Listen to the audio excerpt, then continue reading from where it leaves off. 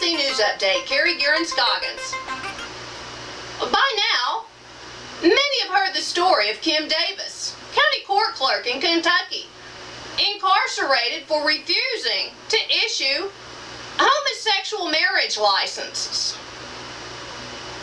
Federal judge has incarcerated her of violating federal laws, such as the Biblical Core Values ruling and the 1964 Civil Rights Act, which protect Christian civil rights on the job.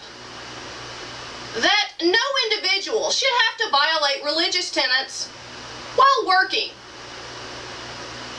These federal laws trump state anti-discrimination laws.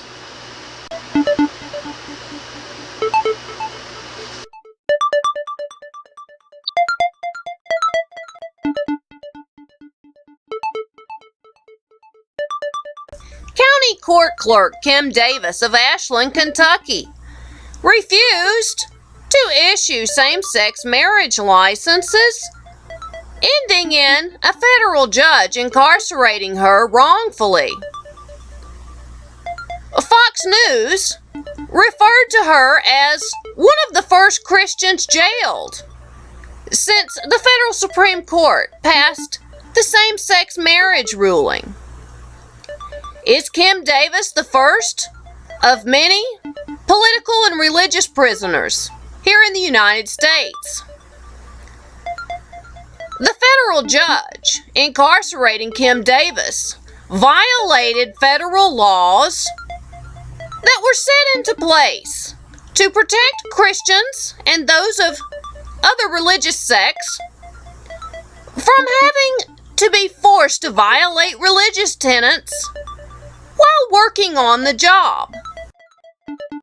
The Biblical Core Values ruling, a ruling upheld by the federal Supreme Court, as well as the 1964 Civil Rights Act, Title VII. Noting the 1964 Civil Rights Act gave religion protected class status under the law. Also noting that there was never any outrage by liberals and Democrats in our media when other court cases, such as that of an Islamic man suing their employer, refusing to cut up meat that was not halal, though his job was in that department. Liberals and Democrats have proven time and again that they do not want freedom straight across the board for both ends of the political spectrum, but rather only for those that they support their agenda. They want the freedom for same-sex marriages to be taking place in the United States, yet they do not want the freedom for those that oppose that to have their legal rights protected under the law. Christians need to become more politically active, writing the media, their legislators, as well as law enforcement agencies and governing bodies, reminding them of Christian civil rights, particularly that of the Biblical Core Values ruling in the 1964 Civil Rights Act, Title VII.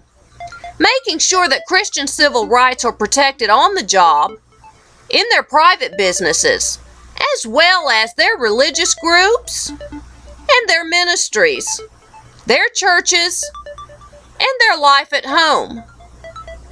Parental rights, that of teaching their children their biblical core values. Making sure that Christian civil rights is protected straight across the board in all walks of life. And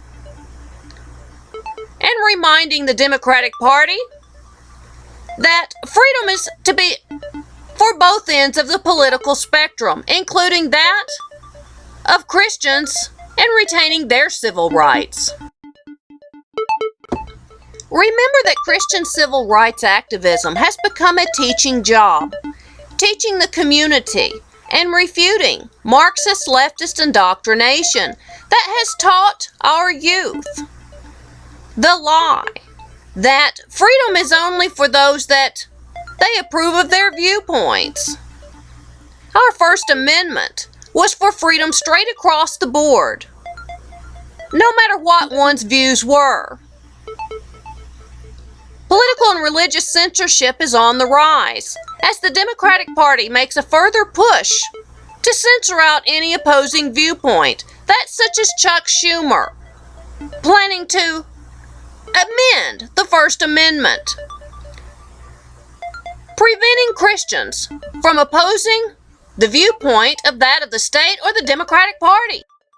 When the hate speech laws were overturned by the federal Supreme Court, upholding our legal right to debate the issues, that of homosexuality in Islam, or any issue from a biblical viewpoint, it was done to prevent Bible censorship and thwarting the United States from now having political or religious prisoners.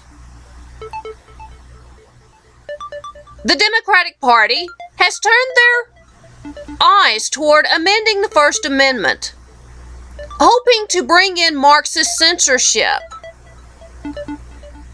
Christians need to become politically active now more than ever. Again, begin to write the media your legislators, law enforcement and governing bodies, reminding them of Christian civil rights. This has been another End Times Prophecy News Update. Carrie, Geren, Scoggins reporting. Thank you for listening.